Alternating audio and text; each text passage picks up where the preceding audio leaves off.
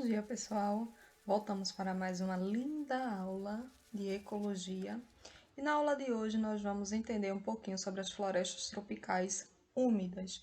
As características dessas florestas, elas são completamente diferentes das florestas temperadas, né? Já que a sua localização, ela geograficamente, ela está mais proposta ao sul, ao hemisfério sul, certo? As florestas temperadas, elas têm características mais predominantes geográficas do hemisfério norte por causa das características climáticas, certo? Então, floresta amazônica e mata atlântica são dois tipos de florestas tropicais úmidas e são as florestas que nós vamos explorar um pouquinho hoje, certo? Então, as florestas tropicais úmidas, elas estão em todos os continentes, certo? Principalmente continentes mais tropicais. Elas são ambientes muito quentes e que a temperatura varia pouco ao longo do dia e também ao longo da noite. São tropicais porque elas têm uma característica de serem úmidas, são bastante úmidas, têm um volume muito grande de chuvas. Então, elas têm chuvas intensas, chuvas torrenciais e úmida. Se por acaso a gente entrar nesse tipo de floresta, nós vamos sentir um ar mais gelado, um ar úmido, certo? Isso ocorre por causa da quantidade de árvores e da quantidade de transpirações que as plantas e de respiração também das plantas, certo? Elas estão constantemente transpirando, respirando e o ciclo da água ela fica intensa nesses locais. Bom, em relação à luminosidade, as florestas tropicais úmidas, elas têm uma copa bastante intensa, um dossel de árvore muito grande, e a luminosidade, ela não chega no solo, certo? A luminosidade fica só pela copa, né? Pelas folhas, e isso faz com que a floresta tenha outra característica. O solo é bastante pobre. O solo desse tipo de floresta, ele não tem uma constituição rica de sais minerais, ok? E todas essas características propiciam a maior biodiversidade. De todas as florestas que nós temos, as tropicais úmidas são as que têm a maior biodiversidade de seres vivos, certo? Então, quando eu falo de seres vivos, eu estou falando de fungos, protistas, moneras, vegetais e animais, certo? Então, aqui, o que vem acontecendo nos últimos anos é a grande devastação desse tipo de floresta, né? Aqui no Brasil, o que acontece muito é para pecuária, eles desmatam a floresta para pecuária, para extração de madeira, certo? Principalmente na parte amazônica. Ou é para pecuária, para colocar gado, para fazer pasto para gado, ou para extração de madeira, né? Para vender a madeira, enfim, fazer móveis, essas coisas. E isso prejudica muito todo um ciclo. A floresta, ela é um atrativo de chuva, não somente para aquela região, mas para muitas regiões do nosso país e até fora do país. E a extração das árvores prejudica todo esse ciclo de chuvas, certo? Além de prejudicar espécies, né? Espécies animais, espécies vegetais. E o solo. Como eu disse para vocês, o solo da floresta ele é um solo muito pobre em nutrientes. Esse solo, quando exposto à luz do sol, ele vai ficar mais pobre ainda e vai dar início a um processo chamado de desertificação. Essa imagem aqui que eu coloquei é uma imagem que é oriunda da floresta amazônica e toda essa área aqui que foi desmatada, devastada, né? Toda essa área aqui, ela está sofrendo um processo de desertificação. Esse solo é um solo arenoso. Então, esse solo arenoso, ele é um solo de difícil reconstituição, para voltar ao normal. Com o tempo, aqui a gente pode instalar um processo de deserto. Então, é o que vem acontecendo em muitas localidades aqui no Brasil e na floresta, principalmente na floresta amazônica, esse problema tem sido intensificado pela ação humana, certo? Uma outra situação que passam as florestas aqui no Brasil e em muitos locais do mundo são as queimadas. Seja ela intencional, tem gente que vai lá intencionalmente coloca fogo na floresta, ou acidental. Essas queimadas elas ficam descontroladas por muitos dias, certo? Principalmente se tiver um tempo mais seco e elas vão causar muitos danos, inclusive ao solo, né? Um solo, quando ele sofre o processo de queimada, o solo já é pobre, fica mais pobre ainda.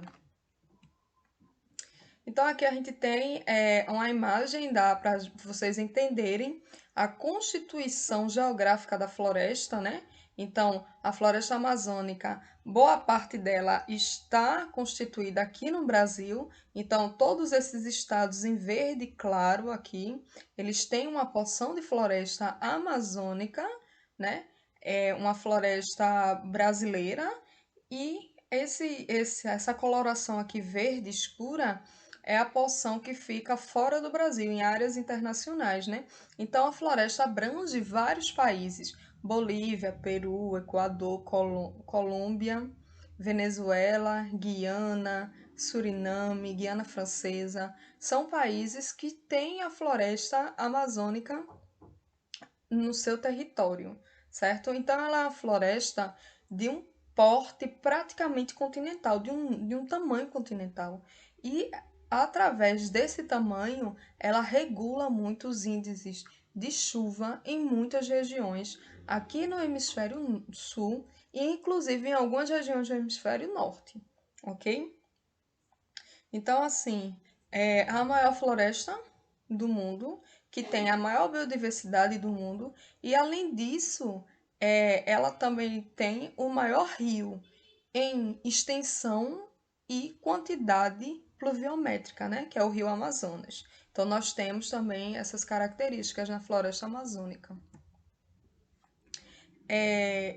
Dentro da floresta, nós podemos encontrar 3 tipos de mata, certo? Então, nós podemos encontrar a mata de igapó, que é a porção mais baixa, próximos a rios, e elas são matas que são completamente alagadas, né? Vocês têm essa imagem aqui no livro de vocês podem acompanhar e dar uma olhadinha.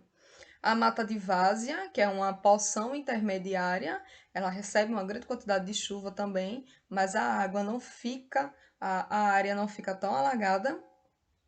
E a porção de terra firme, que é a parte de maior altitude, ok? A nossa Mata Atlântica, ela estava estendida por todo o litoral e que ia desde da parte norte do Brasil até uma porção lá no sul.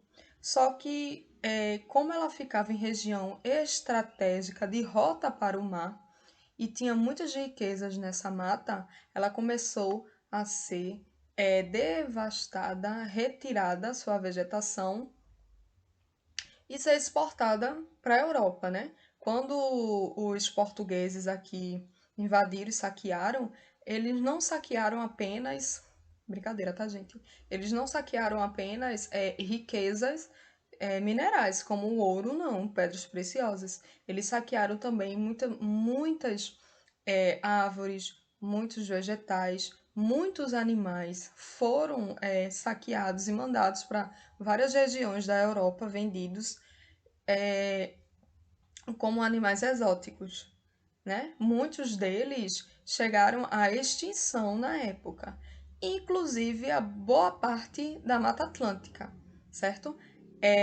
Hoje nós temos apenas algumas porções de Mata Atlântica original aqui em Pernambuco. Por incrível que pareça, é uma das áreas que mais foram desmatadas por causa da cultura da cana-de-açúcar, que na época era muito intensa. Pernambuco já foi um estado muito, muito, muito rico, né? Foi um estado muito próspero na época do Império.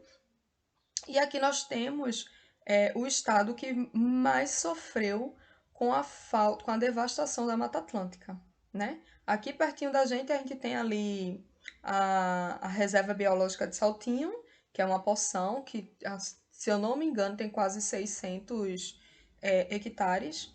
E algumas porções aqui pelos engenhos de Barreiros adentro, Cachoeira, Cachoeira Linda, se eu não me engano, tem uma porção bem grande e preservada de Mata Atlântica e algumas regiões, alguns engenhos por aí adentro. Fora isso, aqui em Pernambuco não se tem mais área de Mata Atlântica, que a porção mais desmatada foi aqui em nosso estado, certo? A mata, ela não é tão quente, mas é tão úmida quanto a da floresta amazônica, né? De características, elas são bem parecidas, bem peculiares.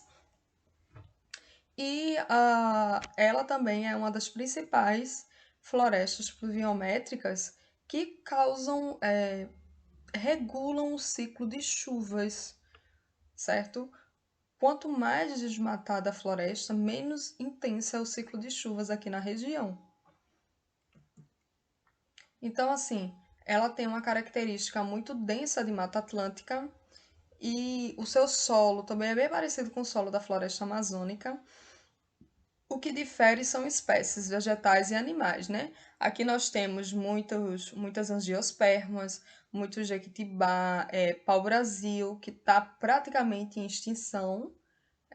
Há uns 10 anos atrás, a Federal do Recife fez uma ação, ele doou mudas de pau-brasil e para tentar estimular a volta dessa árvore tão característica na nossa região. Muitas espécies de macacos, como os micos, macaco prego, até espécies de morcegos, gambás e por aí vai. A maioria das espécies de mata atlânticas elas estão sofrendo com a extinção, né? É triste, porque é um ecossistema muito grande e muito característico de uma cobertura vegetal muito grande também. Então, aqui para vocês tem algumas espécies, essa é a imagem que está no rio, e aqui só para a gente ver essa poção aqui amarelinha, é uma poção onde deveria estar situada a Mata Atlântica, né? Isso aqui em amarelo.